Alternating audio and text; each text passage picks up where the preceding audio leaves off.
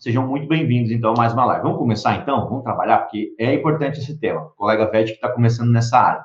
Ele se formou, vamos supor que o colega Vete se formou agora, ele entrou para o mercado de trabalho, e ele não identificou ainda oportunidades, né? Ele está naquela visão micro, uma visão fechada, de que ele precisa ir com a maioria dos colegas que se formaram com ele. Existe isso, não existe? Fala a verdade. Existe isso e aconteceu isso comigo também. Da minha turma, tinha várias pessoas que foram para a área de grandes animais, da minha turma específica, né? É aquele perfil da turma, cada turma tem um perfil. Era meio dividido, na verdade, mas tinha várias pessoas que foram para a área de grandes, produção, e eu, não diferente disso, fui também para essa área. Comecei com a produção avícola. E nesse emprego, eu resolvi ir para essa área para me sentir mais seguro, para me sentir que tinha muitos veterinários ali para me apoiarem, assim por diante. Então, a gente sempre busca essa certeza, busca essa segurança, né? A gente sempre quer ir para onde nos dá mais segurança. E nessa parte de pequenos animais, da clínica de pequenos, acaba passando essa segurança para o veterinário. Ele acha que ir para a área de clínica de pequenos, ele vai ter mais apoio de outros colegas, porque ali vai estar a maioria dos colegas veterinários. A faculdade, muitas vezes, ela não nos mostra as oportunidades, não nos mostra, por exemplo, áreas específicas, áreas subdivididas dentro da medicina veterinária. A medicina veterinária é uma grande área, uma área, a macro que a gente fala, né? A área que a gente estudou. Dentro da medicina tem as grandes áreas, dentro da medicina veterinária. Área de pequenos, área de grandes, produção, inspeção, animais silvestres, áreas grandes, que depois elas podem se subdividir. Dentro dessas áreas, avicultura, bovinocultura, né?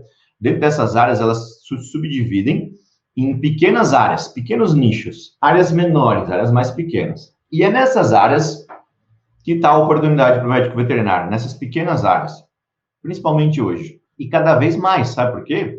Porque se formam cada vez mais veterinários no Brasil, e aí satura cada vez mais.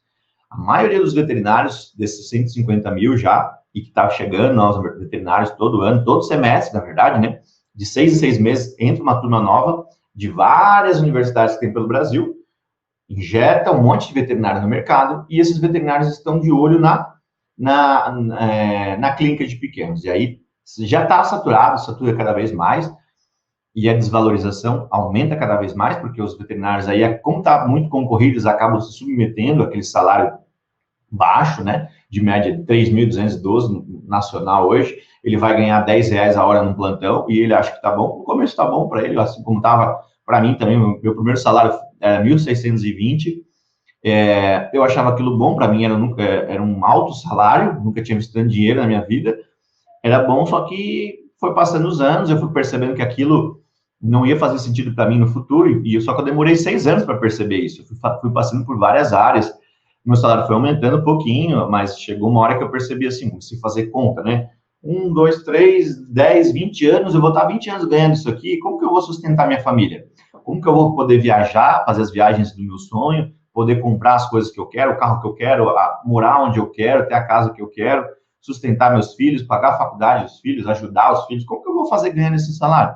Fazendo plantão, fazendo 2 plantões no final de semana, 2 plantões por semana, 3, para complementar a renda, para faturar 600, para aumentar meu salário em R$600, por exemplo, ou fazer RT, né?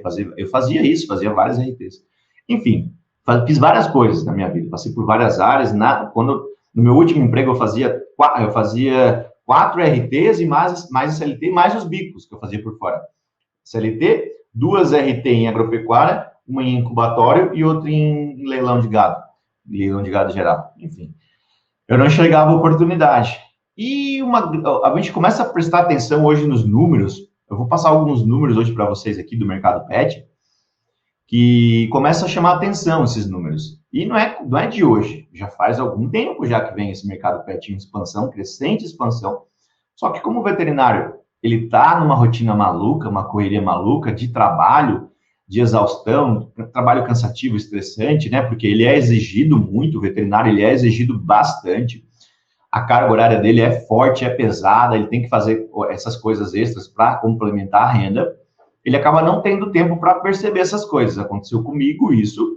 Inclusive, foi no momento de dificuldade, no momento de férias que eu tirei, férias não, recesso, no final de ano, a gente parou no final de ano, lá no meu último emprego, porque eu comecei a ter tempo para pensar. Afinal de ano, a gente teve o recesso, e aí nesses dias aí eu comecei, não, vou sentar a bunda na cadeira, agora eu vou pensar, vou pensar o que eu vou fazer da minha vida, o que eu quero ter de qualidade de vida, e aí surgiu o comportamento. Já vou contar aqui na sequência como que foi. Enfim, os números do mercado pet, eles vêm nos mostrando esses dados de expansão, né, há um bom tempo já. Só basta a gente pegar e direcionar o nosso foco para isso, a gente direcionar o nosso olhar para isso. Primeiro, olhar de fora, olhar de longe. É igual um gavião, uma águia sobrevoando, ela pega e olha, ela observa, ela viu uma oportunidade de uma presa, e ela começa a observar aquilo. Nós, como bons técnicos, médicos veterinários, a gente tem essa capacidade de atuar em todas as áreas da medicina veterinária, independentemente de que área for. Só que a gente precisa sobrevoar e olhar essas áreas de longe. A gente começa a olhar esses números do mercado pet e aí aquilo começa a nos mexer por dentro. Isso mexe bastante comigo quando eu falo para vocês, porque eu percebo a capacidade, a potência que o médico veterinário tem nas mãos, o estudo que ele tem nas mãos. Ele passou muito trabalho para chegar até aqui, para se formar. Eu sei, porque eu virei, eu ia falar milhares, não sei nem se tem 1000 noites durante os 5 anos, mas eu virei várias noites estudando. Se tiver algum colega aqui que se formou comigo, vai saber, que morou junto comigo e pode confirmar isso. Acho que não tem ninguém aqui que morava lá comigo nas repúblicas. E garrafa de café do lado e chimarrão estudando. É bastante difícil. O médico veterinário ele tem bastante trabalho. Ele se esforça muito para chegar onde ele chegou. E por que mexe comigo? Porque eu vejo esse potencial nas mãos dele sendo desperdiçado muitas vezes, né? Ele se submetendo à desvalorização do mercado pet, do mercado veterinário.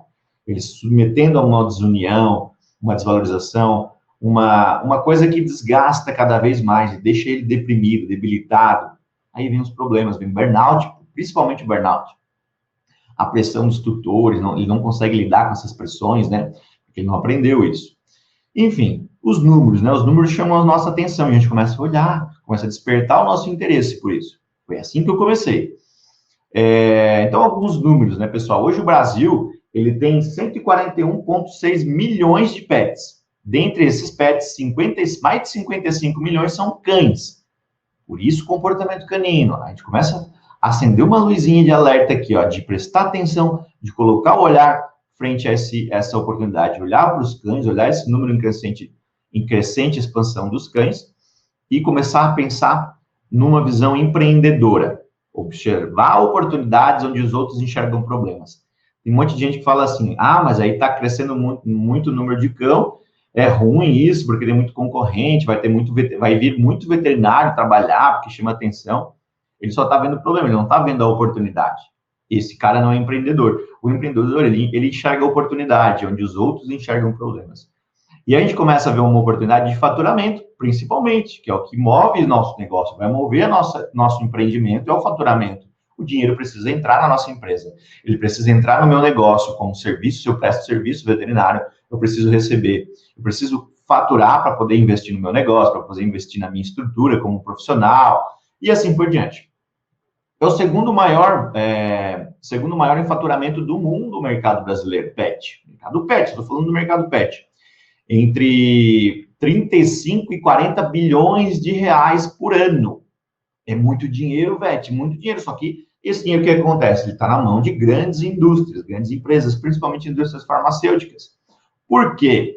Porque o veterinário, ele trabalha para essas empresas. Você está trabalhando para essas empresas e nem sabe que está trabalhando. Sabe? Sabia disso? Você está trabalhando para as grandes indústrias farmacêuticas, né? Indústrias veterinárias, farmacêutica veterinária, e não sabe que está fazendo isso. Você está ganhando comissão de venda de medicamentos, você está vendendo os medicamentos para eles estão faturando, né? Por que então que a gente divide o lucro com essas empresas se a gente pode ter o nosso próprio negócio? Para que deixar esses bilhões de faturamento dos grandes se eu não posso pegar uma fatia desse bolo para mim? Quando eu viro empreendedor, quando eu abro meu negócio, eu começo a ter uma fatia maior desse bolo. Começa a vir mais clientes para mim, os clientes se interessam mais quando eu empreendo, passa mais seriedade e assim por diante. O Brasil é o segundo maior mercado de produtos pets também do mundo, né? E a quarentena, essa situação do Covid, a pandemia, ajudou, contribuiu com isso, né? Ela trouxe, Primeiro que ela trouxe problemas comportamentais dos cães. Nas pessoas, as pessoas mudaram comportamentos, mudaram rotinas, isso alterou bastante coisa no comportamento do cão, reflete isso, reflexo, né? E aumentou o mercado pet. O número de adoções, né? Os tutores adotaram muitos cães, aumentou e cresceu bastante, cresceu exponencialmente o número de pets, e aumentou, consequentemente, o mercado veterinário para pets. Cresceu 13,5% só durante a pandemia. Tem grandes expectativas de crescer cada vez mais. Até 2025, crescer mais de 40%, 42,7%. A expectativa de crescer até 2025, para vocês terem ideia. Então, mesmo uma forte crise que afetou essa crise mundial da pandemia, da crise econômica, a gente vê afetando vários mercados quebrando. O mercado pet, ele só decola, ele não sobe, ele decola, como se fosse um foguete. Ele vai muito rápido, ele cresce muito rápido. Porque tem demanda, tem muita demanda, tem muito cão chegando nas casas, tem muito gato, tem muito animal doméstico. Só que a gente tem destaque ainda para os cães, né? Os cães são a maioria. Beleza? Então, é um setor que ele não sofre com a crise, muito pelo contrário, na crise ele se desenvolve cada vez mais. E aí tem muita demanda. Eu que trabalho com comportamento, às vezes fica mais fácil para mim ver isso, né? Porque eu estou no dia a dia lá vendo os tutores. Mas se vocês prestarem atenção, vets, se vocês verem as pessoas chegando na clínica, ou qualquer tipo de atendimento, os parentes de vocês, os amigos, se você não se formou ainda, enfim, começa a prestar atenção nos relatos dessas pessoas, né? As pessoas relatam muito, o meu cachorro está com um comportamento diferente, ou eles perguntam sobre comportamento. É uma dúvida constante isso. Problema de comportamento, a gente fala assim, que tem problemas diagnosticáveis na medicina veterinária comportamental, são problemas relacionados a transtornos comportamentais, né? O médico veterinário não aprende isso na faculdade, a gente aprende aqui junto, estudando nessa live que a gente vai aprender, fazendo o que a gente vai aprender, a gente vai fazer até ficar bom, colocando a mão na massa. Na verdade, eu estudei e eu compilei várias informações, tudo num lugar só, no Viver de Cão, tá tudo lá. A matéria prática, a matéria técnica de comportamento canino e as habilidades para a gente desenvolver esse nosso negócio para faturar 10 mil. Tá tudo lá.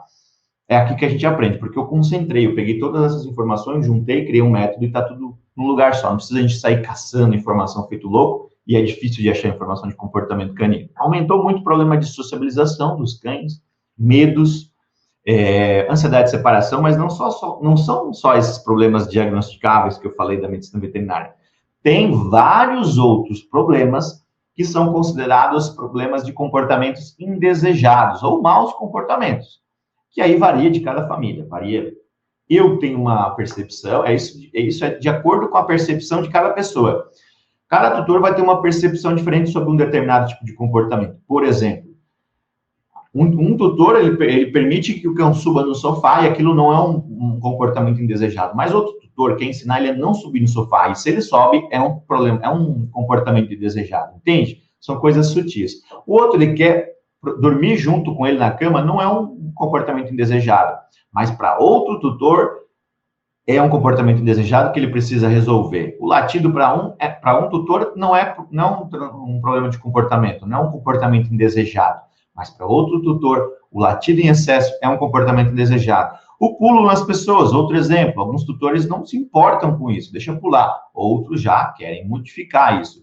E muitas vezes a gente, até para aquele tutor, que ele não é um problema para ele hoje, ele não entende como um mau comportamento, como um comportamento indesejado, nós, como veterinários técnicos, trabalhando com comportamento, a gente tem que alertar. É igual, a mesma coisa, por exemplo, você vai fazer um projeto em uma casa e você quer fazer porque eu sonhei, eu quero fazer um banheiro aqui. O arquiteto ou o engenheiro, ele pode muito bem fazer esse banheiro ali igual você pensou, mas se ficar uma disposição ruim, o lugar é ruim no meio da sala, por exemplo, banheiro, nada a ver, ele vai ter que falar para você que vai dar problema, vai ser ruim e não sei o que lá, e te explicar os problemas que podem aparecer futuramente.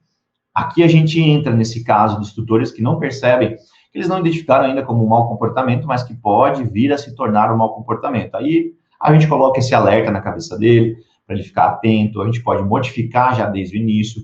Aí a parte preventiva que eu falo, a medicina veterinária comportamental, ela também trabalha muito na parte preventiva.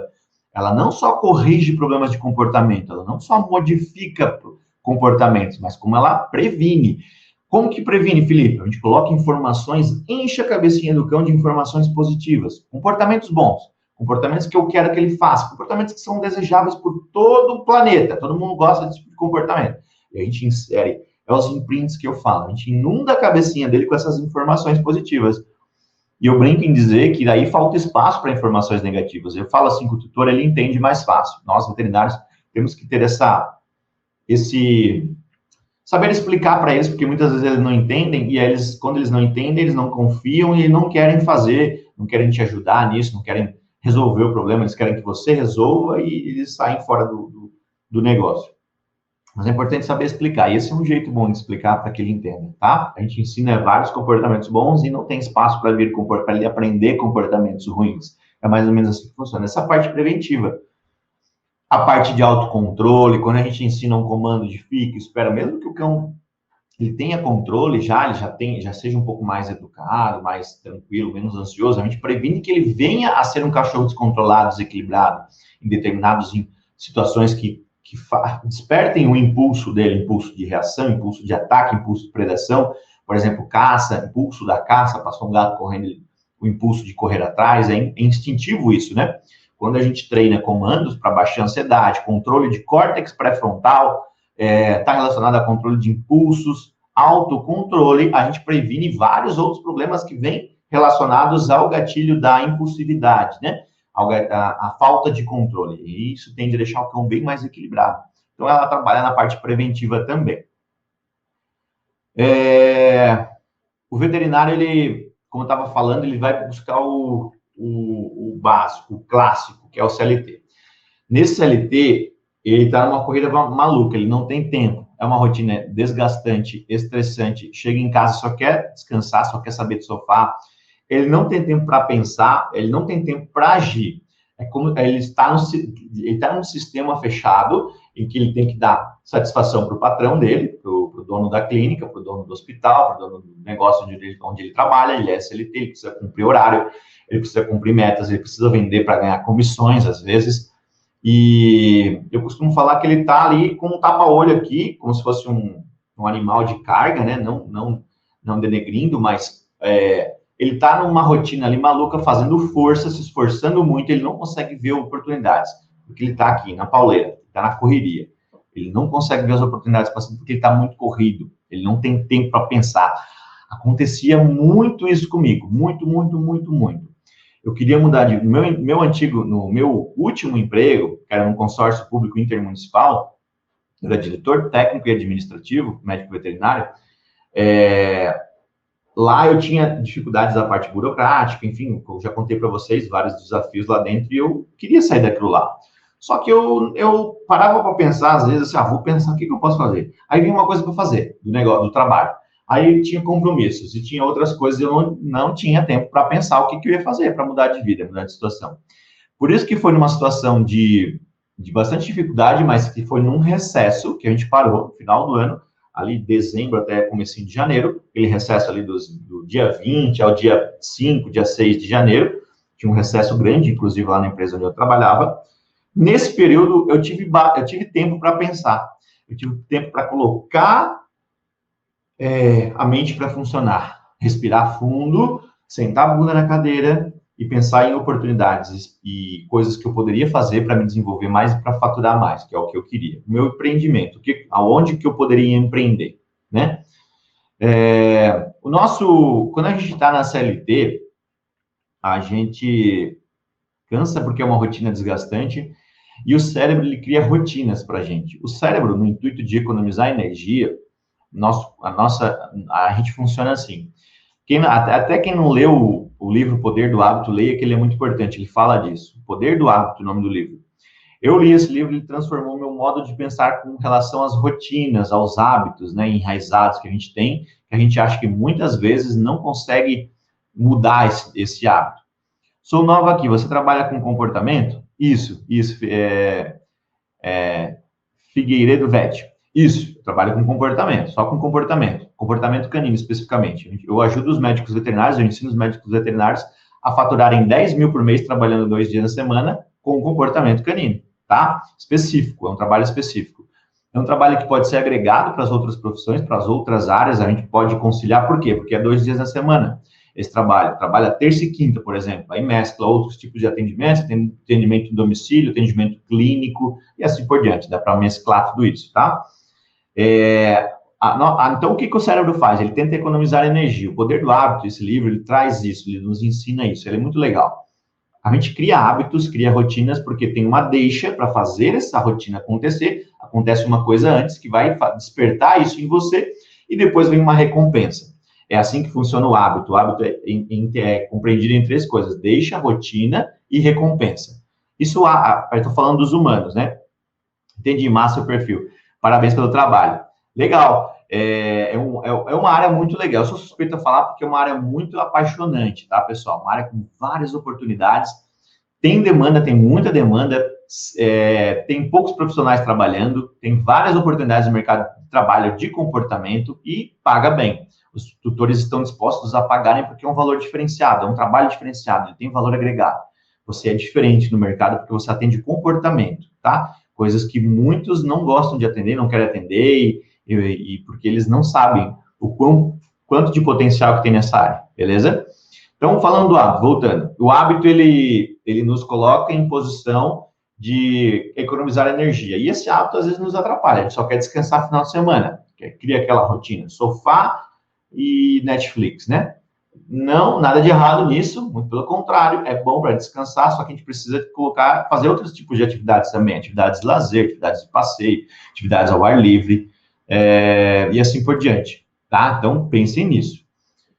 Olha só, se você está nessa rotina já de querer chegar no final de semana e só querer sofá, você está na mesma situação que eu vivia lá no começo da faculdade. No começo da faculdade, não, no começo do mercado de trabalho. Quando eu me formei, eu fui para o mercado de trabalho e lá no começo, nesses 6 anos, até começar na área de comportamento canino, eu passei por isso. Chegava no final de semana, eu não queria saber de mais nada, eu só queria saber de sofá. Sofá, sofá, sofá, sofá, ficava o final de semana todo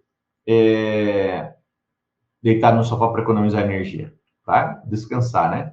Então, eu sempre quis ser dono do meu próprio negócio, sempre quis empreender, só que eu achava assim, como eu não tinha um valor alto na época, eu não tinha 100 mil, eu achava que eu nunca ia poder empreender. Eu achava que empreender eu tinha que comprar uma coisa, alugar um terreno, comprar uma sala, comprar um imóvel, construir uma sala, construir um bem material, né? Uma coisa física, ponto físico. E aí eu achava que eu nunca ia conseguir empreender. Eu achava que tinha que ter loja, que tinha que ter clínica, né, para empreender, tinha que ser clínica, e eu não tinha esse dinheiro para investir, eu achava que nunca ia conseguir. Então, foi nesse momento, estava falando, né, que foi nesse momento de dificuldade, de recesso, que eu comecei a perceber a situação, comecei a ver as oportunidades ali que estavam ao meu alcance ali, né, comecei a enxergar isso. Eu não tinha tempo, não era feliz no meu trabalho, eu estava sempre cansado, sempre estressado, brigando com as pessoas, não tinha tempo, não tinha qualidade de vida, não tinha dinheiro, não sobrava dinheiro no final do mês, era só para pagar conta. Enfim, era muito difícil, muito complicado mesmo, tá? E aí, eu comecei a ver, nesse momento de recesso, que a gente parou, eu enxerguei a oportunidade. Eu comecei a ver a oportunidade e eu conciliei o comportamento com a parte que eu gostava muito já, desde criança, eu sempre convivi com muitos cães, sempre tive cão ao meu redor, no meu pé sempre tinha cão onde eu andava, então aquilo contribuiu, me moldou, né, como profissional também. Então, uma área que eu já amava, já gostava, e a oportunidade de ganhar dinheiro, porque eu vi que não tinha ninguém trabalhando nessa área, faltava de profissionais trabalhando nessa área, não tinha ninguém. E aí eu fui estudar nessa área. No começo lá encontrei dificuldades, porque não encontra material para estudar de comportamento canino, é bem escasso, não tem aonde, é tudo espalhado, não tem um negócio concentrado. Por isso que hoje a gente tem o Viver de Cão, ali está concentrado os materiais de comportamento canino e as outras habilidades para trabalhar nessa área, está tudo ali concentrado, fica bem mais fácil, né? Então eu tive dificuldade lá no começo para achar essas coisas, mas enfim, consegui me virar. Demorei mais tempo por causa disso, né? Então, por que comportamento canino? Por que eu escolhi? Por causa disso, dessa oportunidade. É um mercado que é uma área que eu amo de paixão, uma área apaixonante, como eu falei para Figueiredo Vete ali, que comentou. É uma área que é dinâmica, ela não é igual, cada cão tem um comportamento diferente, cada cão é uma abordagem diferente. Apesar de a gente usar, eu uso uma mesma metodologia com eles, uma metodologia própria, inclusive, que eu desenvolvi e eu ensino os alunos, baseada em reforço positivo, métodos de recompensa, de modificação comportamental através de recompensas, mas mesmo assim, os comportamentos são instigantes, muitos mudam o comportamento, eles variam de acordo com a pessoa que está ali no ambiente, de acordo com a casa, de acordo com o tempo, é igual a gente, igual nós humanos, a gente está sempre mudando o comportamento, agora estou de um jeito, daqui a pouco já estou do outro, e a gente vai nesse dia, assim, nesse pico, nesse loop, né, vai, sobe, desce, desce, nesse nível de energia, nível de humor, né, de comportamento, os cães é da mesma forma, eles funcionam assim também, eles mudam isso, né. Então, o comportamento canino, por quê? Os benefícios, né, que eu escolhi, que eu vi no comportamento canino, as oportunidades. Por isso que eu falo que o médico o veterinário, que ele é atento nisso, nessas oportunidades, ele não passa por dificuldade financeira. Só a gente prestar atenção, né, no número de cães hoje nas residências, são mais cães do que crianças até 14 anos. Então, é uma oportunidade maior do que para pessoas que trabalham com crianças de 14 anos, por exemplo, até 14 anos, porque tem mais cachorro, então precisa de mais demanda, precisa de mais atendimento. Os tutores, eles suplicam, eles têm necessidade de serviço, eles pedem, eles imploram, porque a agenda está cheia, minha agenda ela não tem espaço para ter todo mundo, e por isso que eu resolvi passar isso para vocês, ensinar isso para que vocês consigam multiplicar isso com seus clientes também, tá? Para a gente conseguir ajudar muito mais famílias do que a gente ajuda hoje. E aí, é só vocês prestarem atenção, os vizinhos de vocês, os parentes, falando de comportamento, ele tá estranho, ele não era assim, ele começou com esse comportamento hoje, porque o comportamento varia, ele muda. E os cães, eles têm ciclos de vida, fases de vida, tem as idades, tem filhote, adulto, idoso, assim como a gente, eu tinha um comportamento diferente quando eu era criança, quando eu tinha 5 anos, depois com 12, 14, 16 anos, mudou meu comportamento, depois nos 20 mudou, 18, a gente vai mudando os comportamentos conforme a fase de vida. Os cães, da mesma forma, eles aprendem comportamentos, tanto bons quanto ruins, eles precisam de acompanhamento. Tem clientes meus que já estão comigo há mais de 3 anos, fazendo acompanhamento, fazendo essa manutenção, eu chamo de manutenção, e é uma manutenção comportamental mesmo. O vet comportamental, ele consegue fazer isso. Esses clientes, eles já investiram mais de 20 mil reais comigo. 20 mil reais em comportamento canino. Olha só, para vocês verem como que o cliente está disposto a investir no comportamento do cão. Porque muitas vezes ele é obrigado, não é que é obrigado, mas é um problema tão grande, tão sério, que acaba separando o casal, gerando brigas na família, os filhos, desentendimento, ninguém ajuda, é estresse. O cão estressado, ele estressa a família também, estressa as pessoas. O cão ansioso, agitado, desequilibrado, ele leva problemas para a família, para a residência, para o convívio da família. Esse problema no convívio da família desgasta muito, e é muito sério isso. Então, por isso que eles estão dispostos a pagar um valor mais alto pelo atendimento para resolver aquele problema de comportamento. É uma oportunidade gigante para o médico veterinário, tá? Então, por isso que eu falo que o médico veterinário atento, ele não tem dificuldade financeira, é só ele se ligar. É uma área que tem escassez, se vocês olham, dá para contar no dedo da mão direita, e ainda sobra dedo, se eu contar na mão de veterinário que eu conheço que trabalha com comportamento canino. Claro que como eu estou na área já faz tempo, eu conheço vários, né? Espalhado pelo mundo. Mas, se você parar para pensar na sua região, quantos veterinários tem que trabalham com comportamento? Na sua cidade, se você é do interior, seja do interior ou da cidade grande. É a mesma coisa, são escassos os profissionais que trabalham com isso. Muitos vêm e pedem assim, Felipe, por favor, me indica alguém. Eles me pedem, eles vêm de outras cidades, de outros estados, tutores me pedir. Inclusive, durante as lives, se vocês perceberem, sempre tem tutor tirando dúvida. Mesmo a gente fazendo lives para veterinários, lives para formação de veterinários, formação na parte de comportamento canino, aparecem tutores perguntando. São dúvidas que eles têm, é normal, eles têm essa demanda, eles têm essa necessidade, porque falta um profissional. E aí eu falo assim, não vou conseguir te atender agora, minha agenda está cheia. Ele fala assim, não, pelo amor de Deus, me indica alguém. Aí vem gente de fora também, por isso que é legal os alunos do treinamento Viver de Cão que estão fora, né, que não estão aqui em Goiânia, que estão em outras cidades, tem vários espalhados pelo Brasil todo. A gente consegue disseminar, eu consigo divulgar isso para os outros alunos, eu consigo ajudar esses outros alunos também, indicando o trabalho deles para esses clientes que chegam até mim.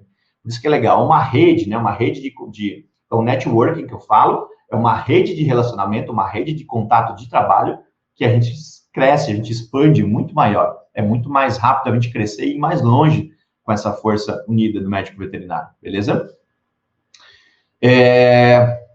Então, escassez, falei da escassez, né? Não, são poucos, se vocês prestarem atenção, bem raro mesmo de ter. O conhecimento é escasso também, não aprende na faculdade, ele vai buscar, não acha. Se ele não tiver no Viverdicão, ele não acha, organizadinho do jeito que está lá no Viverdicão. Ele vai buscando informação aqui, outra de outro profissional aqui, outra de outra pessoa aqui, pessoa sem referência. Aí, tá, beleza, aí tem muitos materiais fora do Brasil, muitos materiais bons. Em países como Hungria, Estados Unidos, Canadá, Reino Unido também, vários artigos, vários profissionais, etólogos conceituados, estudiosos em comportamento canino, que são muito bons, só que daí, às vezes, o inglês lhe atrapalha, dá uma baqueada, você vai ler inglês ali, tem dificuldade, assim por diante, tá? Então, tem que prestar atenção nisso. Como é um conhecimento escasso, o médico veterinário, ou ele foge dessa área, ele não quer atender, porque ele acha que ele não está preparado, ou ele faz de qualquer jeito. Aí eu puxo a orelha de vocês. Se o veterinário ele vai fazer de qualquer jeito, usando métodos punitivos, aí vem o jeito errado de fazer. Os métodos punitivos, por exemplo, né? Os métodos que usam bronca, agressão física, agressão psicológica, métodos que não ajudam em nada, só atrapalham o condicionamento o condicionamento psicológico do cão, a mentalidade do cão, só gera estresse, só gera medo, só gera submissão, não ajuda em nada, só gera problemas, né? Se o veterinário faz isso, ele merece um puxão de orelha, porque se ele não sabe, ele está fazendo errado, tem jeitos certos de fazer que ele poderia estar procurando, poderia estar se informando, ele poderia estar muito bem no treinamento verde de cão, aprendendo com a gente, para fazer do jeito certo, tá? O jeito de gerar submissão para o cão é desleal com o cão, é covardia, né? Gerar agressão com o cão. Enfim, é muito triste isso, mas enfim, eu vejo vários profissionais do adestramento fazerem isso, alguns profissionais, infelizmente, ainda fazem. Por isso que a gente tem uma oportunidade grande nas mãos de desmistificar isso para os tutores, de mostrar para eles que comportamento e adestramento são coisas diferentes. A gente concilia, nesse método que eu ensino para vocês, a gente concilia comportamento canino, mentalidade canina com o treino, com técnicas de adestramento relacionadas à modificação comportamental, que vão fazer de sensibilização, sociabilização do cão, enfim, várias outras coisas que a gente consegue melhorar a qualidade de vida do cão, beleza? Outra coisa, por que é oportunidade também? A corrida é maluca das famílias. Se vocês notarem, as famílias não têm tempo para nada, elas estão corridas, o marido sai cedo de casa, a esposa sai junto, leva os filhos para a escola, e não fica ninguém com o cachorro em casa, fica sozinho, sem ter nada para fazer, sem conseguir suprir as necessidades primárias da espécie canina. O cão ele tem um repertório comportamental e ele tem algumas necessidades comportamentais que ele precisa executar. Ele vai achar um jeito de executar de qualquer forma, independentemente de o tutor querer que ele faça ou não. Ele vai achar coisas para fazer. Aí o tutor reclama que ele destrói a casa, que ele faz xixi fora do lugar, que ele late em excesso, que ele desenvolveu ansiedade de separação e assim por diante. Porque ele não entendeu isso. Não tem alguém para ir lá, um veterinário para orientar ele e assim por diante. Ele não nasceu sabendo o cão e o tutor também não sabe disso, não sabe dessa informação. A gente precisa mostrar isso para eles, tá? Então, é uma necessidade gigante do veterinário atender esse tipo de público, esse tipo de esses transtornos comportamentais que aparecem nas residências, tá? A antropomorfização, outra característica muito importante. Esses humanos aí que estão saindo de casa, estão deixando o cachorro em casa sozinho, o cachorro... aí eles atribuem o seguinte fato, de o cão ter destruído a casa, ter se comportado mal, pelo fato de ele estar triste, chateado, né, ou estar se vingando, eles usam essa palavra, ele está fazendo birra, ele está fazendo pirraça, porque eu demorei muito para chegar em casa, o tutor fala assim, ou porque eu chegava sempre às 6, cheguei às 7, ou porque eu não levei ele para passear hoje, ele está se vingando de mim. Olha só, isso é plena antropomorfização. É característico isso. Se você prestar atenção, você que é vet, se você não conhece ainda mais, esse é um termo usado para quando a gente atribui aos cães as características dos humanos, sentimentos dos humanos, os tutores fazem muito isso. Eles atribuem aos cães sentimentos que são nossos, humanos, sentimentos de raiva, de mágoa, de rancor, de vingança, de ódio, sentimentos que o humano tem, porque ele tem um córtex mais aprimorado, e ele atribui, ele joga os ciúmes, né? Uma coisa clássica que ele fala, o cão tá com ciúme, né? E ele joga esses sentimentos pro cão. Pro cão, para ele E ele espera que o cão demonstre isso para ele. Ele está exigindo do cão uma expressão, uma emoção que ele não sente. O cão, o córtex dele é primário, ele tem emoções relacionadas a sentimentos primários. Felicidade, alegria, felicidade, tristeza, são sentimentos simples, mas menos complexos do que os humanos. Os humanos que são complexos, né? E essa complexidade de emoções, a gente transmite, os tutores jogam isso para o cão, e o cão devolve, sabe como? Devolve com ansiedade, porque ele não consegue expressar, ele percebe a ansiedade do tutor naquilo, de querer desvendar aquele mistério daquele cão, por que ele ficou com pirraça, por que ele teve, por que ele se vingou de mim, o tutor fala assim, e aquilo gera ansiedade no cão, onde simplesmente ali está relacionado a problema de rotina, né? O cão, a pessoa demorou mais para chegar em casa, ou não levou ele para passear naquele dia, mudou a rotina, gera ansiedade, então tudo é trabalhado, tudo, nós veterinários, a gente aprende a trabalhar isso, né? Modificar comportamento baseado no ambiente, baseado na rotina da casa, na logística da casa, nos comportamentos daquela família, e assim por diante. Por isso que a gente faz atendimento em domicílio, porque isso ajuda bastante, ajuda demais a gente levar essas informações e fixar isso para os tutores, mostrando ali na prática como que funciona. É uma área também que não exige experiência, Beth. Se você está dizendo assim, porque eu tenho que fazer especialização, então, é uma área boa, comportamento. Então, só que eu não sei nada, então eu vou ter que estudar, fazer uma pós, aí depois eu faço um mestrado, doutorado. Não precisa, Beth. Não precisa de experiência. Não cometa esse erro de querer ficar bom para fazer. Não faça isso. No comportamento canino, a gente não fica bom se a gente não faz. A gente não vai ficar bom e depois fazer. É o contrário, a gente tem que fazer até ficar bom. A gente faz para ficar bom. É o contrário, o objetivo é ficar bom naquilo que a gente faz para vir o faturamento de 10 mil. Mas a gente precisa fazer. Não precisa de experiência, não precisa de experiência para começar, não precisa ter anos de pós, não precisa investir nisso, não tem. Isso é historinhas que a gente conta para nossa mente, que não precisa, tá? A gente aprende ali com os próprios tutores, com os próprios cães, a gente aprende muito. Na observação. A gente chega na casa para atender o tutor e muito vet tem a preocupação, como é que eu vou atender? Como é que eu vou fazer? Muitos alunos do Viver de Cão perguntam isso, como é que eu vou fazer esse primeiro atendimento? Eu não sei. A gente veterinário, a gente acha que tem que ter protocolo para tudo, né? Não é engessado os atendimentos. Isso varia de acordo com cada cão vai mostrar para nós. A gente vai chegar na casa e o tutor vai contar para nós o histórico daquele cão, o que ele está fazendo, qual que é o principal problema naquele momento, e você vai fazendo a anamnese, você vai investigando, vai conhecendo mais sobre o cão, e dali vai surgindo o seu protocolo, o seu atendimento, e você vai direcionando as suas ações.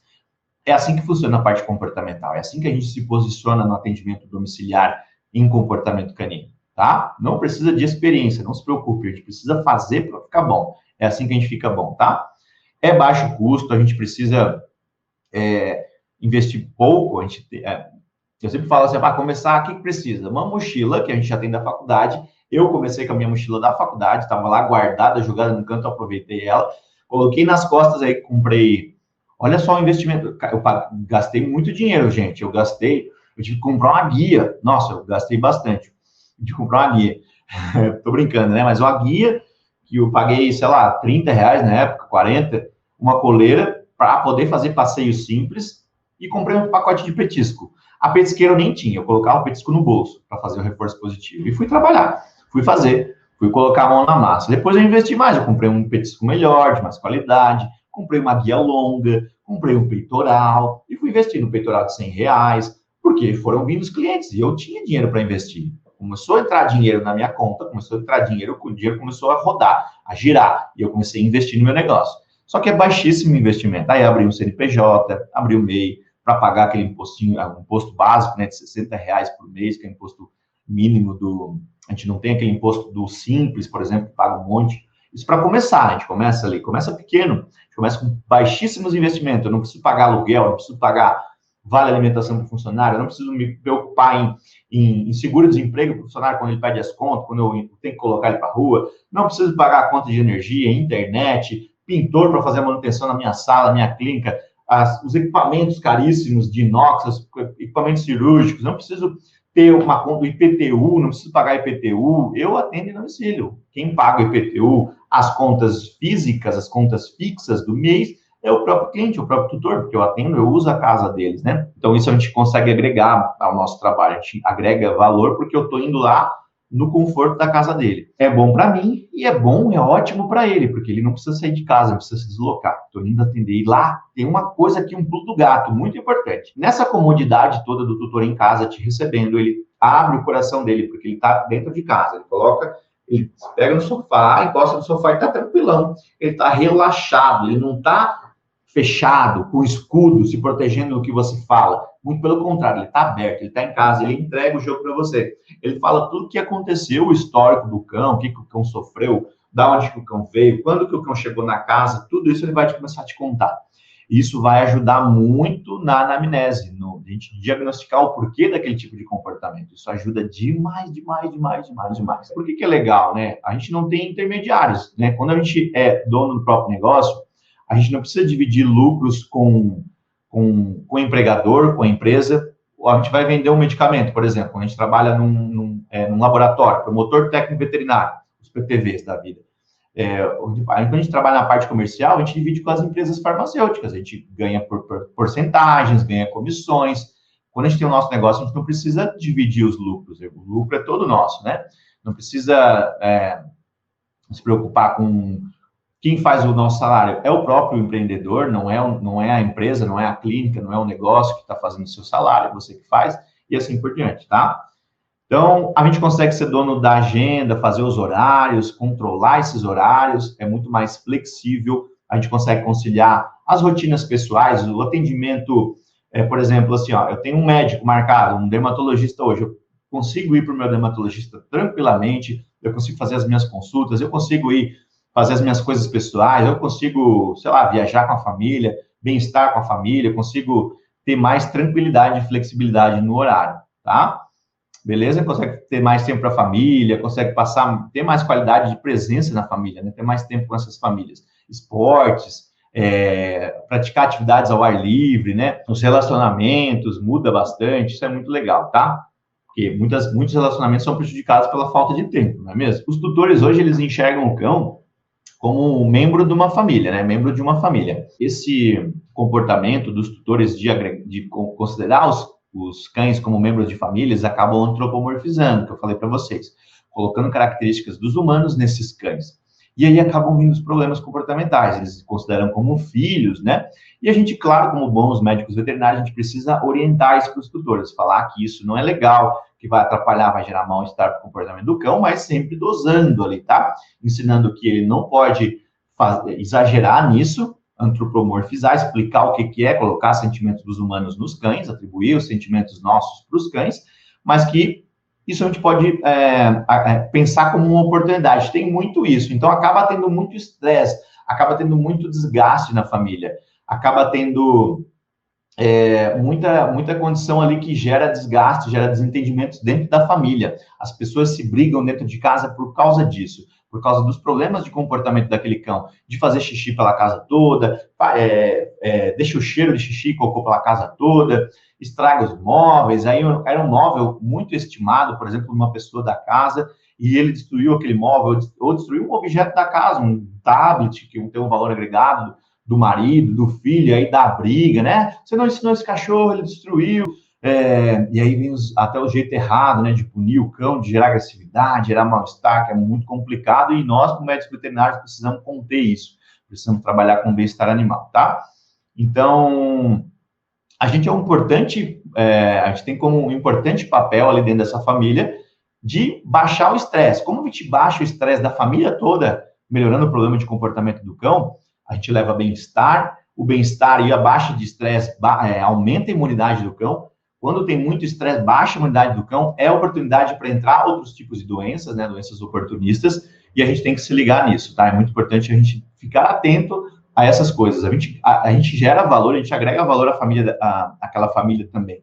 Não só ao cão, que a gente está resolvendo, está deixando ele mais tranquilo, mais equilibrado psicologicamente, mentalmente, fisicamente, mas a família também ganha com isso, né? E você acaba sendo venerado para aquela família. Você vira fã, porque você resolveu um problema sério de relacionamento, e assim por diante. Isso com treinos positivos, isso gerando recompensas para um cão que acerta, gerando... Os treinos positivos, eles são muito bons por conta disso.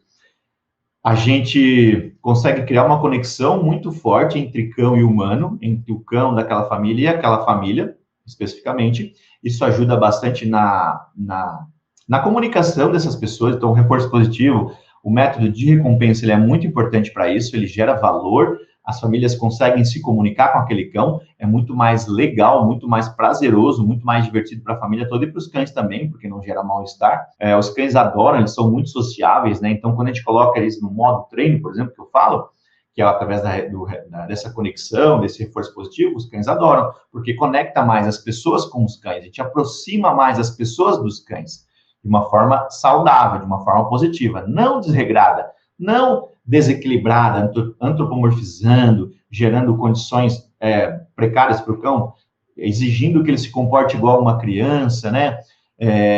Comportamentos humanos. Aí o tutor, quando ele faz isso, ele quer punir o cão como se fosse um filho, como se fosse um filho de 5 anos, dá castigo para os cães, como se fosse uma criança que está entendendo. E não acontece dessa forma, tá?